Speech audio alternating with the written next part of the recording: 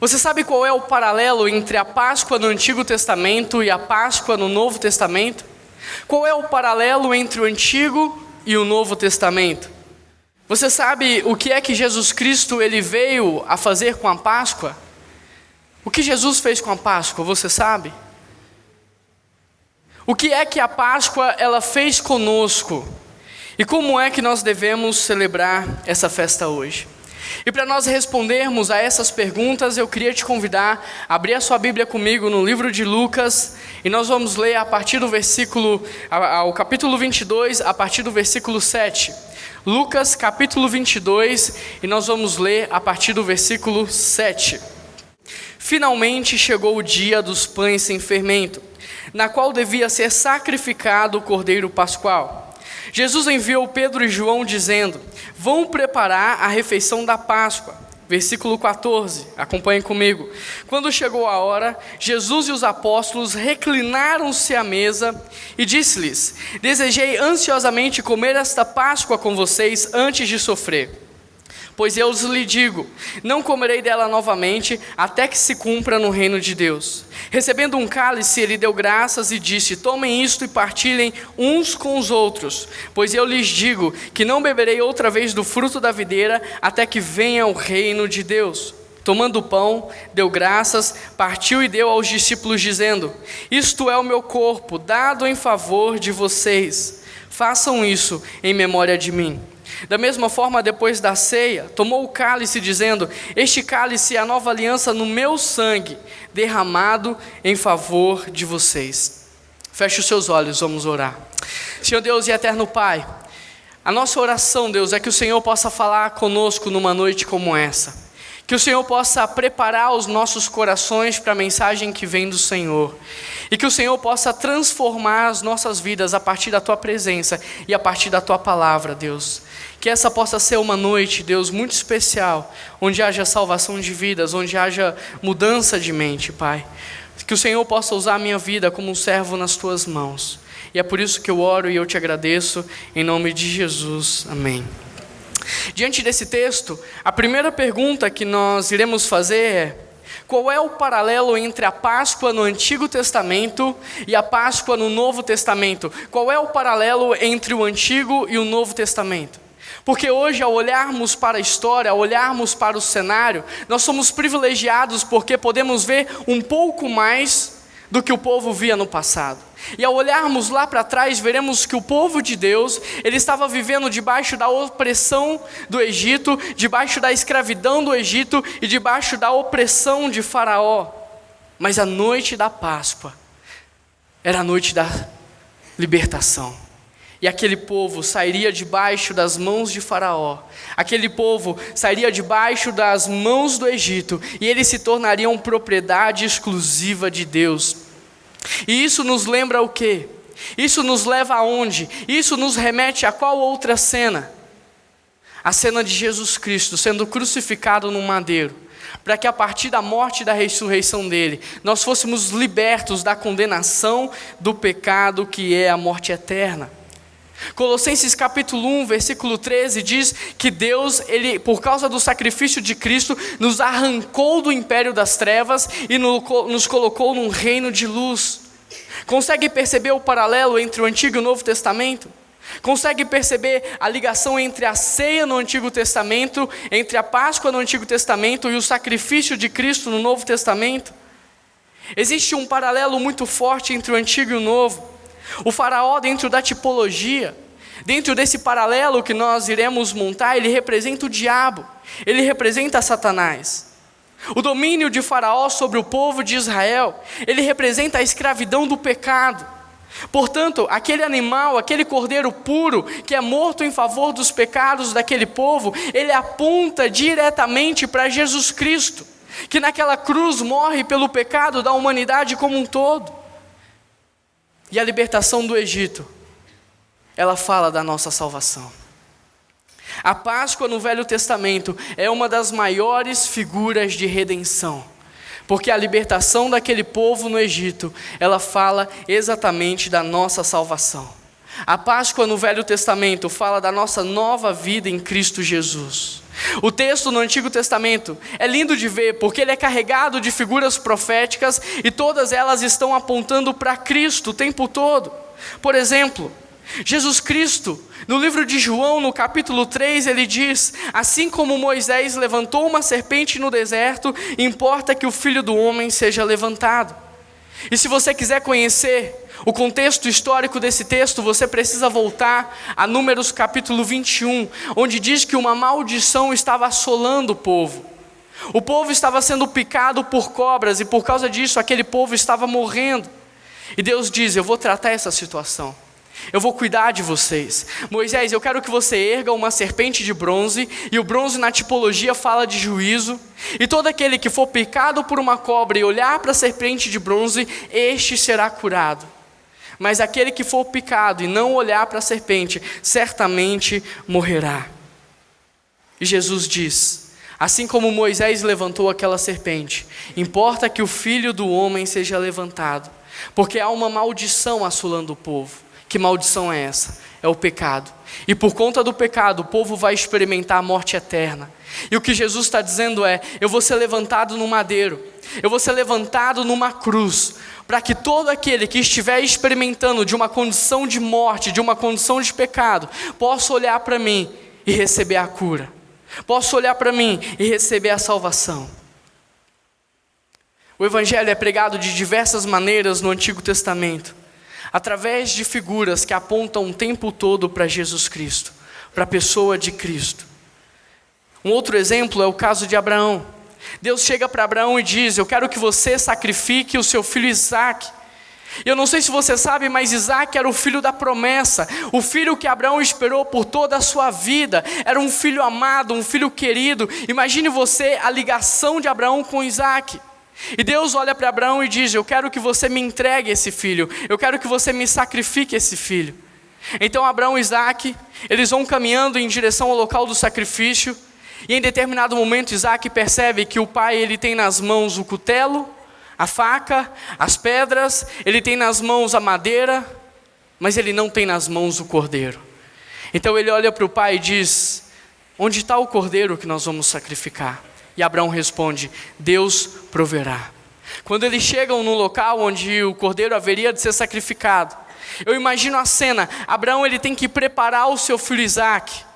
Ele tem que, de certa forma, amarrar talvez o seu filho, colocar ele ali de forma imóvel sobre o altar. E quando ele pega o cutelo, ele pega a faca para matar o seu filho, o filho da promessa. Deus para tudo, e ele traz um cordeiro que haveria de substituir Isaque.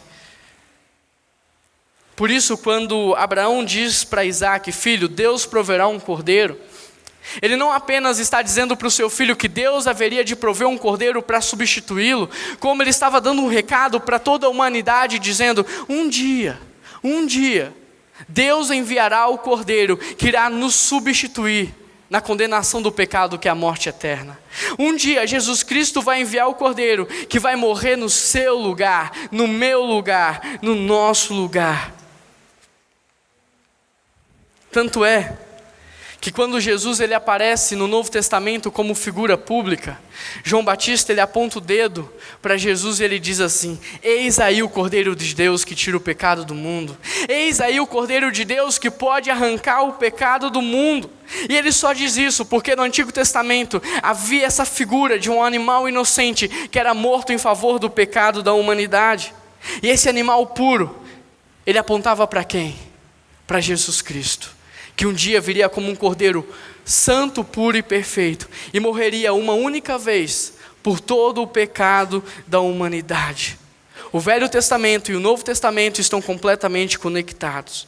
As figuras se cumprem nos mínimos detalhes. E isso é tão verdade que em Êxodo capítulo 12, o texto da Páscoa no Antigo Testamento, o texto que o Israel Mazakorati trabalhou com vocês na semana passada, este texto, ele aponta para Jesus Cristo. No versículo 3 diz que o cordeiro, ele deveria ser separado no dia 10. E é impressionante porque Jesus, ele entra em Jerusalém no dia 10. O texto de Êxodo diz que o cordeiro deveria ser considerado por todos puro. Qual foi o julgamento que Pilatos deu acerca de Jesus? Não vejo nele culpa alguma, não vejo nele culpa alguma. Percebe como há uma só mensagem, tanto no Antigo quanto no Novo Testamento? Eu não sei se você percebeu, mas há uma conexão intencional entre o tempo da Páscoa e o tempo do sacrifício de Cristo.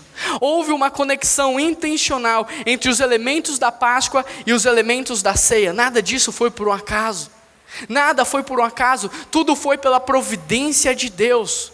Porque Deus queria chamar a atenção da nação judaica, Deus queria chamar a atenção do seu povo, para aquele que de fato é o verdadeiro Cordeiro, para Jesus Cristo que é o verdadeiro Cordeiro de Deus. Só Jesus Cristo pode morrer de uma única vez pelo pecado do mundo todo. Só Jesus Cristo pode nos dar perdão, Ele de fato é o único Cordeiro de Deus. Agora, se Jesus é o único Cordeiro de Deus, o que é que Jesus Cristo ele vem fazer com a Páscoa? O que é que Jesus ele faz com a Páscoa que nós conhecemos? É interessante porque Jesus ele começa pedindo aos seus discípulos para eles irem preparar a Páscoa. Jesus começa pedindo aos discípulos para que eles possam ir preparar a refeição da Páscoa. E segundo William Barclay, essa preparação ela não acontecia somente no local onde haveria a refeição, mas era uma preparação que envolvia a cidade como um todo. Eram feitos reparos nos caminhos, as pontes eram consertadas, os túmulos eram caiados, nas sinagogas eram ensinados tanto o significado quanto a história da Páscoa. Todo judeu deveria voltar para Jerusalém, enfim, a preparação da Páscoa ela envolvia a cidade inteira. Mas a preparação desta refeição em específico, ela foi ainda mais cuidadosa, ela foi ainda mais preparada por Jesus. Porque Jesus tinha como um objetivo marcar o dia desta refeição, sinalizar este dia como um sinal histórico, onde a Páscoa seria celebrada agora em favor de toda a humanidade. Desse dia em diante, não somente os judeus comemorariam a libertação da escravidão do Egito, mas desse dia em diante, todos os povos poderiam comemorar a libertação da condenação do pecado, que é a morte eterna. Diante desse dia, todos os inimigos de Deus, de Jesus, estariam derrotados. A morte, o pecado e Satanás. E é exatamente por isso que no versículo 15, Jesus diz: eu desejei ansiosamente comer esta Páscoa com vocês antes de sofrer. Porque mais do que preparar a cidade, mais do que preparar a refeição, Jesus queria preparar os discípulos para aquilo que haveria de acontecer. Jesus queria preparar o coração daqueles homens. Satanás havia pedido para peneirar os discípulos, mas Jesus ele não só ora pelos discípulos, ele não só intercede pelos discípulos, como ele quer preparar o coração dos discípulos para aquilo que haveria de acontecer. E é impressionante ver nesse relato de Lucas, do capítulo 22, porque ele é enfático em nos mostrar como o pecado ele está aparente no coração dos discípulos, como o pecado ele está vivo no coração dos discípulos. Jesus está ali se colocando como cordeiro que haveria de ser morto. Jesus está se oferecendo como cordeiro que haveria de ser açoitado, humilhado, crucificado e morto em favor da humanidade. E enquanto ele está se oferecendo como este cordeiro, os discípulos estão diante dele, discutindo qual deles era o maior. Discutindo qual deles era o mais importante, qual deles era o mais amado, qual deles era o mais famoso. Olha por que tipo de gente Jesus está se entregando. Olha por que tipo de pessoa Jesus está se oferecendo como cordeiro que haveria de ser morto. E Lucas ainda nos mostra que no meio de toda aquela roda de vaidade, ainda há a presença do traidor. E talvez essa ênfase seja para nos mostrar que por conta do pecado no coração dos discípulos, todos ali fossem traidores de Jesus. Por conta do pecado no coração do homem, todos nós somos traidores de Cristo, todos nós traímos a Cristo. E as cenas seguintes, narradas neste capítulo, são justamente as cenas da prisão de Cristo, de Pedro, aquele que havia dito que seguiria Jesus até a morte, se preciso for, o negando, dizendo que não o conhecia, e da morte propriamente dita do Cordeiro. É por essas pessoas que Jesus estava se entregando. Eram por pessoas assim que Ele estava se oferecendo como Cordeiro da Páscoa. E o mais impressionante nessa história toda é que Jesus ele não só se entrega por pecadores, assim, por esse tipo de gente, como Ele se entrega antes mesmo que essas pessoas pudessem o trair. Antes que Judas pudesse trair a Jesus, antes que Pedro pudesse negar a Jesus, Ele já estava se oferecendo como Cordeiro da Páscoa, como Cordeiro que haveria de ser morto. Jesus ele não só perdoou os pecados que o povo cometeu no passado, como Ele deixou bem claro que Ele perdoou os pecados que nós também haveríamos de cometer. A garantia do perdão de Deus quando há arrependimento nos nossos corações. A garantia do perdão de Cristo quando nos arrependemos de verdade. Mas Jesus, ao comer esta última refeição de Páscoa, com seus apóstolos, Ele traz um caráter todo especial para essa refeição. Ele traz um momento todo especial, porque a partir dessa refeição de Páscoa, Jesus ele começa a instituir a ceia que eu e você conhecemos. Jesus ele não só participa da Páscoa, Ele não só se oferece como Cordeiro Pascual, como Ele também traz a partir desta refeição um novo significado para essa festa, um novo significado para essa celebração. A festa judaica celebrava o fato de Deus ter libertado o povo da escravidão do Egito. Mas agora a ceia celebra o fato de Deus ter nos libertado da condenação do pecado. O Cordeiro Pascual, aquele animal que é morto em favor do povo, ele aponta para o pão na ceia. E o pão na ceia ele já não representa mais o corpo de um animal, mas agora é o corpo do próprio Cristo, que é repartido em favor da humanidade. O vinho na Páscoa, ele representa o sangue de um animal que é aspergido nas portas. Mas agora o vinho na ceia, ele representa o sangue de Jesus Cristo, que é o único capaz de nos dar a vida eterna.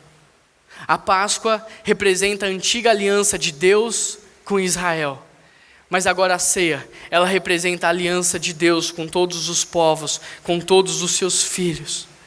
A partir dessa nova aliança, Jesus dá início a uma nova nação, a uma nova humanidade, composta agora por todas as tribos, línguas e raças.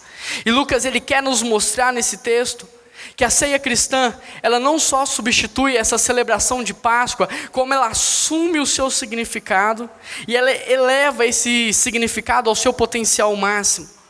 Dessa forma, a ceia cristã, ela assume um significado universal, porque a libertação que ela proporciona não é mais só a libertação de Israel, mas agora é a libertação de todos os povos da condenação do pecado. É a libertação de todos os povos da condenação, que é a morte eterna. Através da ceia hoje nós podemos festejar. Através da ceia hoje nós podemos nos alegrar. Nós podemos agradecer a Deus, porque a morte já não tem mais poder sobre as nossas vidas. O pecado já não tem mais poder sobre as nossas vidas. Satanás já não tem mais poder sobre nós, porque agora nós somos propriedade exclusiva de Deus. Nós somos o seu povo, a sua família, a sua igreja, a sua noiva. Nós somos o seu povo lavado e remido pelo seu sangue. E a ceia, ela sempre nos traz essa boa notícia, porque ao mesmo tempo que ela nos traz a memória do que Cristo fez por nós naquela cruz, ela enche os nossos corações de esperança, para que nós possamos viver uma nova vida, dentro de uma nova perspectiva, com uma nova maneira de enxergar, de falar, de sentir, de se comportar. Uma vida de liberdade, uma vida plena, uma vida cheia de propósito e significado. A Páscoa no Novo Testamento é a vitória de Deus sobre tudo o que fere a vida. A Páscoa no Novo Testamento é a passagem da morte para a vida. A Páscoa agora é a passagem da morte para a vida. Isso é uma verdade. Se a Páscoa é uma passagem da morte para a vida, o que é que a Páscoa ela faz conosco? O que a Páscoa ela influencia nas nossas vidas? Qual é a praticidade da Páscoa na nossa vida hoje, no nosso dia a dia? Qual é o significado da Páscoa para você? O que a Páscoa tem a ver com a sua história, com quem você é? Eu tenho refletido muito nesses últimos dias sobre o significado da Páscoa. Tenho pensado muito sobre a importância da Páscoa. E eu me fiz uma pergunta. Imagina você, como seria um mundo sem a Páscoa? Como seria um mundo sem a Páscoa? Você consegue imaginar? Eu não estou dizendo o mundo sem o chocolate. Eu estou dizendo o mundo sem Jesus Cristo e o seu sacrifício. Para você é mais difícil passar um dia sem comer um chocolate ou um dia longe da presença de Jesus?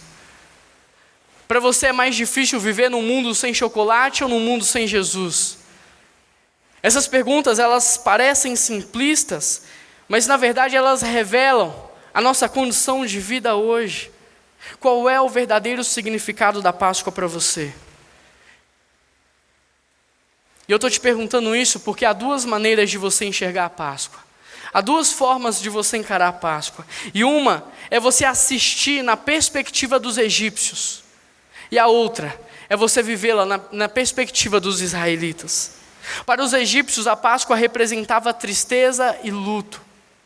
Mas para os israelitas, a Páscoa representava libertação, salvação, mudança de mente, mudança de comportamento. E por isso a Páscoa era motivo de alegria e de festa. A diferença é que um assistiu a Páscoa acontecer, enquanto que o outro viveu a Páscoa no seu dia a dia. Você hoje se sente liberto da condenação do pecado e da morte eterna, da mesma forma que o povo de Israel se sentiu livre da escravidão do Egito? Ou você apenas tem assistido a Páscoa acontecer na vida de outras pessoas? Você hoje experimenta de uma nova vida em Cristo Jesus, de uma vida plena, ou você apenas tem comprado ovos de chocolate e assistido espetáculos musicais? Porque a Páscoa tem acontecido, a Páscoa um dia aconteceu na minha vida. O que a Páscoa significa para você? Estou te perguntando isso porque a história da morte e da ressurreição de Cristo não é uma história só para você ouvir falar. Não é uma história só para você assistir. A história da morte e da ressurreição de Cristo precisa fazer sentido na sua vida. Precisa ter um significado prático na sua vida. Qual é a sua ligação com a morte e ressurreição de Cristo? Qual foi o impacto que a ressurreição de Cristo trouxe na sua vida? Qual foi a mudança que a Páscoa trouxe para você? Qual foi o divisor de água? Qual é o significado prático da Páscoa no seu dia a dia? O que foi que a Páscoa fez com você?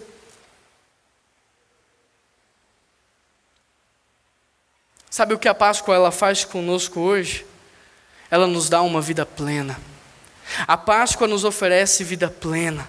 A morte e ressurreição de Cristo nos possibilita uma vida isenta da culpa, porque um dia Cristo já perdoou os nossos pecados. Por isso eu não preciso mais carregar essa culpa. Cristo nos perdoou. Há garantia do perdão dele para todo aquele que se arrepende. A morte e a ressurreição de Cristo nos oferece uma vida livre da escravidão. Nós somos livres, como cantamos aqui. Agora, por causa da ressurreição de Cristo, nós temos o Espírito Santo dentro de nós. Nós podemos ser cheios da presença dele. Por causa da morte e da ressurreição de Cristo, nós não precisamos mais ter medo da morte, porque um dia Jesus Cristo derrotou a morte, e a morte já não tem mais poder sobre as nossas vidas. A morte já não é mais o nosso fim. A morte é a passagem para a nossa vida eterna ao lado de Deus. Por causa da ressurreição de Cristo, nós podemos ter certeza da vida eterna. Sabe o que a Páscoa ela faz conosco hoje? Além de nos oferecer vida plena, ela nos confronta. Ela confronta a nossa falta de fé. Ela confronta a nossa descrença. Maria Madalena teve dificuldade para reconhecer aquele homem que falava com ela como o mestre da vida dela, como o Senhor da vida dela. Mas sabe o que Jesus Cristo faz? Ele não fica com raiva dela. Ele não fica com ódio dela, não. Ele vai lá com todo amor e cuidado e ajuda Maria Madalena, a enxergá-lo como seu mestre, como seu Senhor. Tomé teve dificuldades para reconhecer Jesus Cristo como o Senhor. O que Jesus faz? Ele vai lá e ele briga com Tomé? Não. Ele vai lá e ele ajuda Tomé na sua falta de fé. Ele ajuda Tomé a acreditar. Os 2 discípulos no caminho de Emaús, eles têm dificuldade de reconhecer aquele homem que estava ao seu lado como Jesus Cristo, o Rei dos Reis, o Senhor dos Senhores. E o que Jesus Cristo faz? Ele vai lá e ele ajuda aqueles discípulos a reconhecê-lo como Senhor. Paulo teve dificuldade de reconhecer Jesus como seu Senhor, e adivinha, Jesus vai lá e o ajuda na sua falta de fé. Deixa eu te dizer uma verdade. Isso é muito importante, presta bastante atenção. Ter dúvidas não é o problema. Ter dúvidas acerca de Jesus Cristo, do que Ele fez naquela cruz, do sacrifício dEle, da divindade dEle, da salvação dEle, ter dúvidas não é o problema. O problema é quando você pega essa dúvida e coloca como último estágio da sua vida. O problema é quando você pega essa dúvida e não deixa que nada mais esclareça a verdade para você. Ter dúvidas não é o problema é quando você impede que a verdade alcance o seu coração. E o que mais me impressiona nesse texto é que apesar das dúvidas, apesar das descrenças, Deus ele demonstra amor, Jesus ele demonstra cuidado na forma como ele iria curar cada uma daquelas pessoas. Alguns comentaristas dizem que para Maria Madalena, ele disse algo que na hora ela pescou que aquele era Jesus Cristo. Talvez tenha sido a forma como ele falou. Talvez tenha sido uma palavra, eu não sei. Mas ele usou algo que só Maria Madalena sabia, porque ele conhecia ela. O texto diz que com os 2 discípulos no caminho de Emaús, ele pegou um pedacinho de pão, ele deu graças e ele repartiu. E no momento exato em que ele reparte o pão, as escamas caem e aqueles 2 homens conseguem reconhecer aquele como Jesus, o Senhor da vida deles.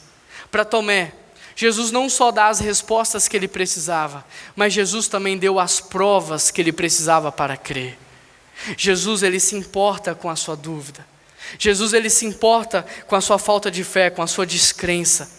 E da mesma forma que ele sabia como cada um daqueles discípulos funcionava, ele também sabe como você funciona, porque foi ele que te fez. Por mais que para os teus pais você tenha sido um acidente, para Deus você não foi. Porque antes de você nascer, ele já sonhava com você. Ele já pensava em você, você já estava no coração dele. Jesus, ele te conhece. Ele sabe como funciona a sua mente. Ele sabe como funciona o seu coração. Ele sabe como te ajudar a ter fé nele, a acreditar nele. E ele quer te ajudar. Por isso, abra o seu coração. Abra o seu coração e deixe Jesus te ajudar na sua falta de fé. Porque o que você precisa entender é que toda essa história da morte e da ressurreição de Cristo, toda essa história do Antigo e do Novo Testamento tem a ver com você. Toda essa história tem a ver com você, porque quando tudo isso aconteceu, Deus ele tinha você na mente dele. Quando Cristo morreu naquela cruz, ele tinha na mente os pecados que você ainda haveria de cometer. E é por isso que ele quer que você entenda que ele morreu por você. E que ele ressuscitou por você, para que a partir da morte e ressurreição dele, você pudesse experimentar de uma vida nova, de uma vida diferente, de uma vida completamente diferente da vida que você tem levado. Uma vida cheia de propósito, uma vida cheia de significado. Não uma vida na condição da morte, não uma vida escrava do pecado. Uma vida de liberdade, uma vida plena, uma vida marcada pela presença dele. Por isso, apesar da dúvida, apenas abra o teu coração e deixe a Páscoa acontecer na sua vida. Porque mesmo você estando aqui fisicamente, mesmo você me ouvindo, você pode estar vivendo uma condição de morte, e talvez você até saiba do que eu estou dizendo. Muitos aqui podem estar experimentando de uma vida sem sentido, de uma vida sem significado, de uma vida sem propósito. Muitos aqui podem estar sem motivos para viver, sem razão, sem alegria para continuar vivendo e acordando dia após dia. Viver assim é viver numa condição de morte, uma vida escrava da dor, do ódio, da amargura, do sofrimento. Viver assim é viver numa condição de morte. Mas Deus não quer isso para você. Não é essa a vida que Deus planejou para você. Deus não planejou a morte. Deus não planejou a condição de morte para nós. Deus planejou a vida plena, uma vida cheia de significado, uma vida cheia de amor. Por isso a Páscoa, ela é a vitória de Deus sobre tudo o que fere a vida. A Páscoa, ela é a passagem da morte para a vida. E Jesus Cristo, através da sua ressurreição, Ele fez essa passagem da morte para a vida. E agora Ele nos convida para que nós possamos sair dessa condição de morte e entrar numa condição de vida. Apesar da dúvida, abra o teu coração e deixe Jesus te ajudar a crer. Deixe Jesus te ajudar a ter fé. Deixe a Páscoa acontecer de fato na tua vida. Sabe por quê, meu querido? A Páscoa é a festa da vida. A Páscoa é a festa da vida. Agora, se isso é uma verdade, se a Páscoa é a comemoração da vida, como é que nós devemos celebrar essa festa hoje? Como é que nós celebramos essa festa hoje? Primeira coisa que você precisa entender é que Deus deu a Páscoa para o povo celebrar uma vez por ano.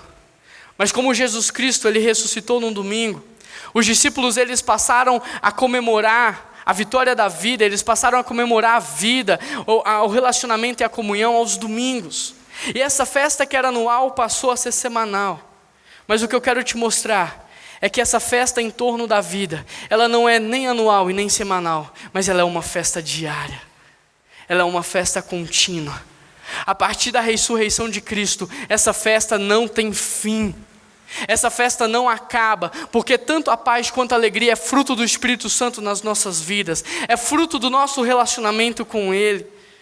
Agora, se esta é uma festa diária, se essa é uma festa contínua, como é que nós celebramos essa festa? Como é que nós curtimos essa festa? 1 Coríntios capítulo 5, do versículo 7 ao versículo 8 diz: Cristo é o nosso Cordeiro Pascual. Cristo é o Cordeiro da Páscoa. Portanto, nós não devemos mais celebrar essa festa com os pães que representam um pecado, a maldade, a malícia, mas agora com pães sem fermento, que representa a sinceridade, que representa a verdade, que representa a santidade. Ou seja, quando Jesus Cristo, Ele ressuscitou, Ele nos mostrou que agora há um novo padrão de vida a ser vivido por nós, há um novo estilo de vida a ser praticado por nós. Mas a verdade é que hoje nós temos muitos cristãos acomodados, que não estão vivendo este estilo de vida que Deus estabeleceu. Como eles já sabem que eles vão para o céu, eles estão acomodados. Eles estão no comodismo, no conformismo. E por causa disso, eles continuam com os mesmos planos terrenos, os mesmos planos egoístas, os mesmos planos individualistas. Como eles já sabem que vão para o céu, eles estão acomodados. E por causa disso, eles continuam com o mesmo estilo de vida imoral, cometendo os mesmos pecados de sempre. Eles estão acomodados com o mesmo padrão de vida. Como eles já sabem que eles vão para o céu, eles estão acomodados e por causa disso, eles não estão nem um pouco preocupados em representar Deus na terra, em representar a santidade de Deus, em amar como Deus ama, em perdoar como Deus perdoa, em se humilhar como Deus se humilhou. Deixa eu te falar uma coisa. Ser salvo não é você apenas saber que você vai para o céu, é muito mais do que isso. Ser salvo não é apenas você saber que você tem a garantia da vida eterna, é muito mais do que isso. É você saber que agora existe um novo padrão de vida para você viver. Existe um novo estilo proposto por Jesus, um novo modelo que deve ser praticado por nós. Muitos têm dito por aí: eu era um drogado, mas agora não sou mais. Eu era um alcoólatra, mas agora não sou mais. Eu era um corrupto, mas agora não sou mais. Eu era um falso mentiroso, mas agora não sou mais. Mas a questão não é somente essa. A questão é, se você não é mais tudo isso, o que você é agora? Se você não pratica mais todas essas coisas, o que você está praticando agora? O que você está fazendo agora?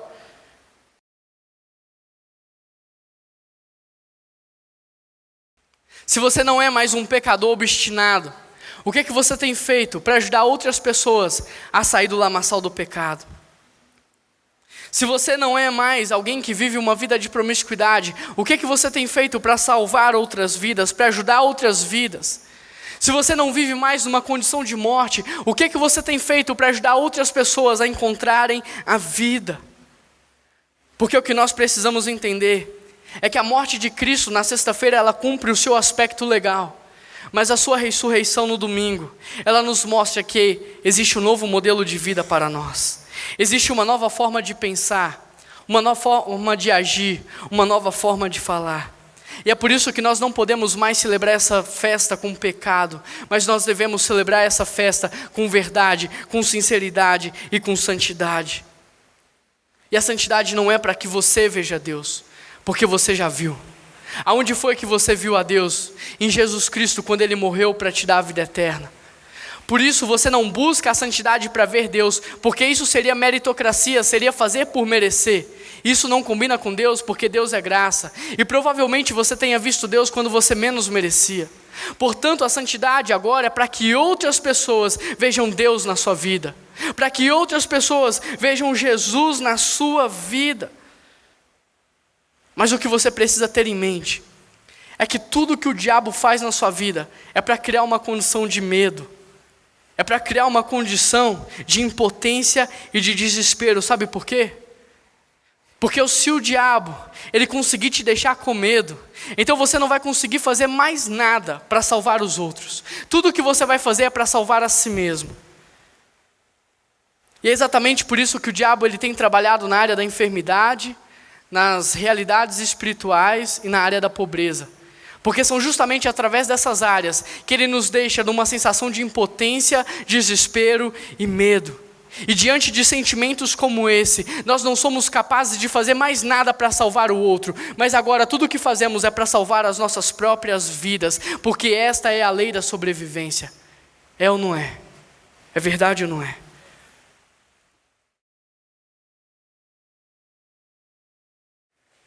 Por isso, ao invés de você sair e expulsar o endemoniado, você não vai, você se esconde, você se afasta. Por quê? Porque você tem medo. Medo do quê? Medo do demônio passar para você. Medo do demônio expor os seus pecados. E aí você não quer se colocar em risco. E então você se afasta, porque você tem medo.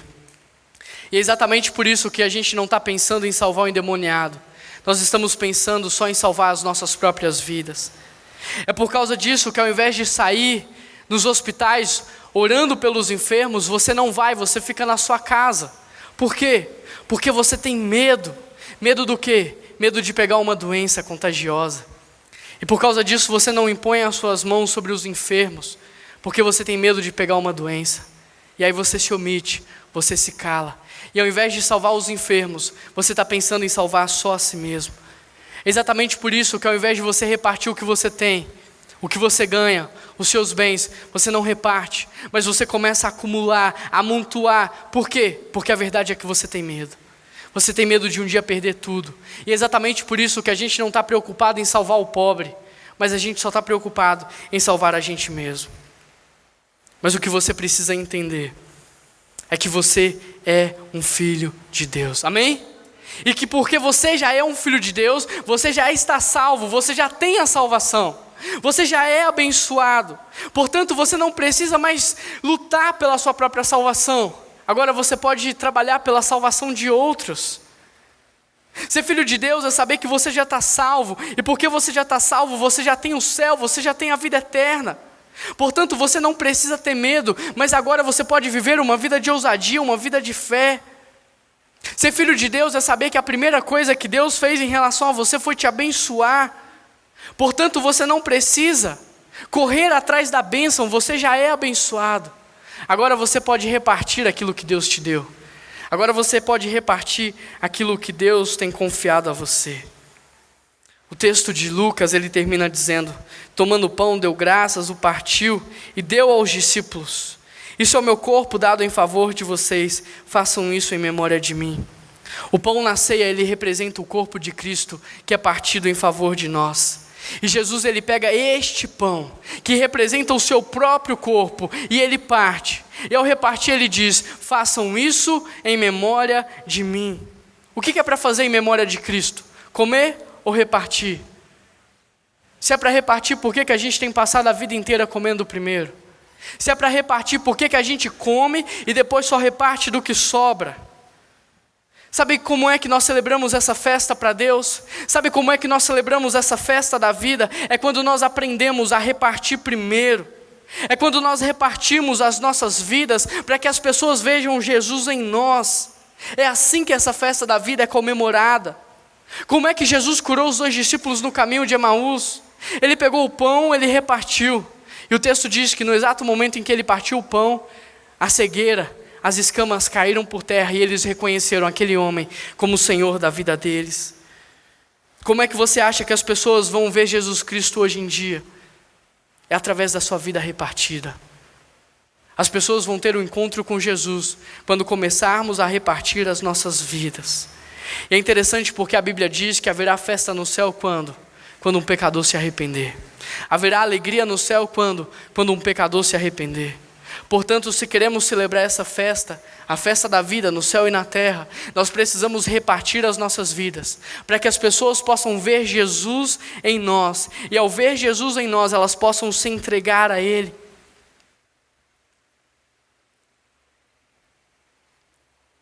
Por isso amanhã, quando você for trabalhar, não trabalhe por você, não trabalhe para você, trabalhe pelos seus funcionários, trabalhe pelos seus colegas, trabalhe pelos seus clientes, trabalhe para melhorar a vida daquelas pessoas, trabalhe para fazer deste mundo um mundo melhor. Amanhã, quando você for se encontrar com o seu médico, não vá apenas para ser consultado, vá para fazer a diferença na vida dele. Amanhã, quando você for para a sua aula, não vá para dar trabalho para o seu professor, vá para ser luz, para ser sal na sua turma, vá para ser agente de transformação. Amanhã, quando você tiver uma reunião, vá para levar o amor de Deus, a esperança, a paz. Porque a verdade é que nós só celebramos essa festa quando aprendemos a amar como Deus ama, a perdoar como Deus perdoa e a repartir como Deus reparte. Celebramos a festa da Páscoa, celebramos a ceia, celebramos a nossa nova vida em Jesus Cristo quando repartirmos. Porque é só quando repartirmos que as pessoas veem Jesus, e é só quando elas veem Jesus que nós fazemos em memória dele. Porque é no exato momento em que repartimos que as pessoas o veem. Queria chamar a banda aqui na frente, e enquanto eles sobem, eu queria contar uma história, algo que aconteceu algumas semanas atrás. Algumas semanas atrás, teve aqui na igreja, na Iba Viva, uma assembleia da Arca. E essa assembleia, ela acabou muito rápido. Ela acabou mais rápido do que nós esperávamos. E como ela acabou muito rápido, eu fiquei até meio perdido, porque havia separado aquela noite para a assembleia. E quando a assembleia acabou, eu pensei, puxa, o que eu vou fazer agora, da meia-noite? Eu pensei, puxa, minha esposa, ela gosta muito de sorvete. Então eu vou passar lá no McDonald's, vou comprar um sundae e vou levar para ela tomar em casa. E foi isso que eu fiz. Saí daqui, passei no McDonald's, comprei um sundae. E quando eu estava lá no McDonald's, algo dentro de mim me disse, compra um lanche. E não foi a fome. E eu comprei um lanche. Não sabia exatamente para quê, mas comprei aquele lanche. Pensei que fosse para ela. E quando eu saí do McDonald's, eu peguei a estrada da boiada. E eu tentei pegar o primeiro retorno para voltar para minha casa. E quando eu fiz o primeiro retorno na estrada da boiada, e quando eu estava voltando ali, eu vejo um senhor caído no chão. Cabelos brancos, bem velhinho. E ele estava jogado na calçada. E naquela hora o Espírito Santo falou, para e ajuda ele. E eu respondi, não. Eu vou para minha casa porque o sorvete vai derreter. Eu vou para minha casa porque esse homem deve estar alcoolizado, ele deve estar bêbado e ele não vai me ouvir. Então, eu vou para casa. E eu fui para minha casa. Mas quando eu estava chegando pertinho da minha casa, o Espírito Santo começou a falar de novo. Você não pode deixar isso em branco. Você precisa fazer alguma coisa. Então eu voltei com o carro até o local onde ele estava. Parei o carro, liguei o pisca-alerta. E de dentro do carro mesmo eu perguntei, o senhor está bem? E eu pude ouvir uma voz bem fraquinha e trêmula responder, eu não consigo me levantar. Então eu abri a porta do meu carro, eu desci. Ele estava com um pouco de sangue nas pernas, talvez tivesse caído. Eu carrego ele nos braços, coloco dentro do meu carro. E quando eu entro no carro, eu pergunto, onde é que o senhor mora? E ele me disse, eu moro perto da rodoviária. E eu vou até a rodoviária e começo a rodar a região, mas ele não consegue se lembrar a rua dele. Ele não consegue se lembrar o nome da rua, o número da casa. Então, depois de rodar algum tempo, eu penso, puxa, tem uma rodoviária também no bairro Capela, talvez ele more lá. Eu vou até o Capela E eu começo a rodar a região ali próximo à rodoviária. E eu fico com este homem no meu carro por mais de 40 minutos. E quando eu chego na rua da casa dele, quando ele se lembra da casa, eu paro o carro na porta da casa dele. Eu olho para ele e eu digo: o senhor mora sozinho? E ele me disse assim: a minha família me abandonou. Os meus filhos não falam mais comigo, ninguém mais me visita. E eu pergunto para ele: o que o senhor faz da vida? E ele me respondeu: durante o dia eu faço bico carregando e descarregando o caminhão, para ter um pouquinho de dinheiro para comer. Eu olhei para ele e disse: o senhor não deve ter nada para comer, né? Ele falou: não, mas não se preocupe, eu vou dar um jeito. Eu falei: não, eu tenho aqui um lanche, está quentinho, eu acabei de comprar, esse lanche é para o senhor. E ele começou a chorar. E ele olhou para mim e ele disse assim: você é de Deus, né? Você é de Deus, né? E naquele momento eu fiquei pensando: puxa, eu não estou com nenhuma camisa estampada, um versículo ou um adesivo ou uma mensagem. No meu carro não tem nenhum adesivo, não tem nenhuma Bíblia aparente. Por que ele está perguntando se eu sou de Deus? Então eu fiz essa pergunta para ele: por que a pergunta? E ele me responde: porque só alguém que tem Deus no coração é capaz de fazer o que você está fazendo por mim. Porque é só no momento em que nós repartimos as nossas vidas é que as pessoas conseguem ver Deus em nós. É só no momento em que nós repartimos as nossas vidas que as pessoas conseguem ver Jesus Cristo em nós. E ali dentro do carro, nós oramos, ele aceitou Jesus e ele entrou para a sua casa.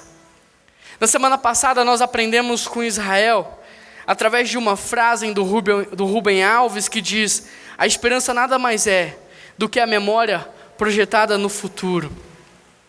E a ceia, ela nos traz a memória do que Cristo fez por nós, e por isso há esperança. Amém? Por causa daquilo que Cristo um dia fez por nós, há esperança. Há esperança para você que está aqui hoje, mas está vivendo numa condição de morte, numa vida escrava da dor, do sofrimento e da amargura. Há esperança para você que está aqui hoje, mas já não tem mais alegria para viver, razão para continuar vivo, forças para acordar mais um dia. Há esperança para você que o mundo tem dito que não há mais o que se fazer, que é causa perdida. Há esperança para você. Há esperança para você que a medicina já disse que não tem mais o que fazer. Há esperança para o seu casamento. Há esperança para os seus filhos. Por causa de Cristo, há esperança para a sua vida financeira. Há esperança para o seu futuro. E porque há esperança, esse aqui é um tempo de festa. É tempo de celebrar. Essa festa, ela não é mais anual. Essa festa, ela não é mais semanal. Essa festa agora, ela é diária. Por causa da ressurreição de Cristo, essa festa, ela não tem mais fim. Por isso, se você está vivendo numa condição de morte, eu te convido a fechar os seus olhos, para que você possa orar comigo, e para que a partir da morte e da ressurreição de Cristo, você venha experimentar a vida que Ele tem para te dar. Feche os seus olhos. Comece a se entregar a Jesus Cristo. Entrega para Ele o teu casamento. Para de dar soco em ponta de faca. Coloca esse casamento nas mãos de Jesus. Para de lutar sozinho. Deixe Jesus Cristo te ajudar. Entrega também os teus filhos. Por mais que está todo mundo dizendo que não há mais o que se fazer, não há mais esperança, há esperança por causa de Cristo. Entrega o coração do teu filho a Jesus agora. Nós não podemos controlar o comportamento dos nossos filhos, mas nós podemos entregá-lo nas mãos de Jesus e pedir que o Espírito Santo governe a vida deles. Entregue a fonte da tua alegria nas mãos de Jesus. Porque talvez você está experimentando essa tristeza, essa amargura, porque você está colocando a sua confiança em outra coisa que não é Cristo.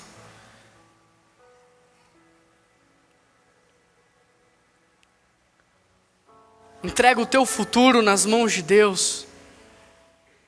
Não é o seu emprego que vai garantir a sua vida.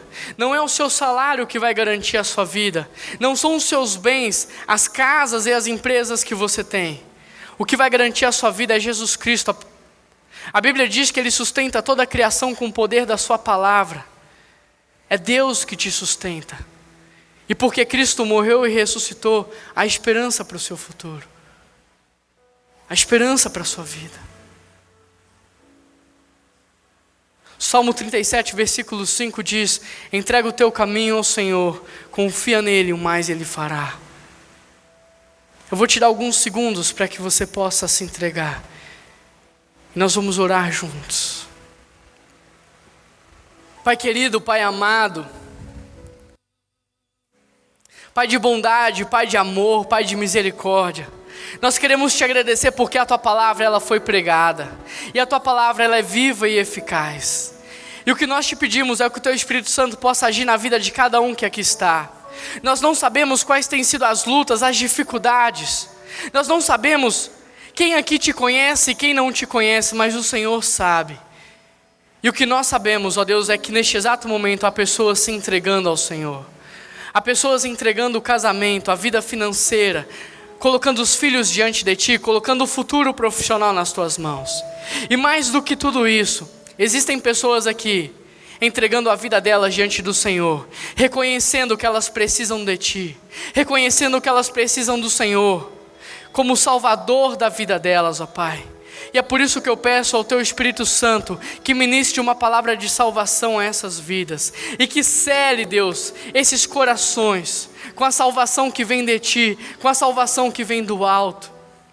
Através do Teu Espírito Santo, Pai, inunda os nossos corações de alegria, porque tanto a alegria quanto a paz é fruto do Teu Espírito Santo. Não depende das circunstâncias, é do Senhor, Deus. Por isso inunda o coração da Tua igreja, da Tua presença, da Tua paz, da Tua alegria. Que nós possamos sair daqui hoje cheios de esperança, porque um dia Jesus Cristo ressuscitou e Ele nos garantiu uma vida completamente diferente, uma vida plena. Então há esperança para nós. Não importa como o mundo está, não importa quanta violência, quanta corrupção há no mundo, há esperança. O Senhor venceu a morte, o Senhor venceu o pecado, Senhor venceu o diabo. E é nisso que nós cremos, e é isso que enche o nosso coração de esperança, para continuarmos vivendo uma vida completamente diferente, uma vida cheia de propósito, uma vida cheia de significado. Obrigado, Jesus, pela Tua presença no nosso meio, porque ela é real. Obrigado, Jesus, pelo Teu amor que nos alcançou, pela Tua graça que nos alcançou, pelo Teu perdão. Obrigado, Jesus, por tudo que o Senhor fez nas nossas vidas.